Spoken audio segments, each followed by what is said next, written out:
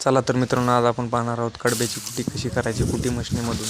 तर पहिल्यांदा आपल्याला गंजीतून पेंड्या बाहेर काढाव्या लागतात. पेंड्या बाहेर काढलेल्या कडबा कुटीच्या समोर आणून मांडाव्या लागतात. समोर आणून मांडल्यानंतर हा पहा खटका आहे. हा खटक्यानुसार आपण कुटी चालू करू शकतो व बंद करू शकतो. कडब्याच्या पेंड्या पहिल्यांदा सोडून घ्यायच्या आहेत. सोडून घेतल्यानंतर थोडा थोडा कडबा आपण कुटीच्या मध्ये घालून कुटीचा खटका चालू केला आहे आणि कुटी व्हायला सुरुवात झालेली आहे.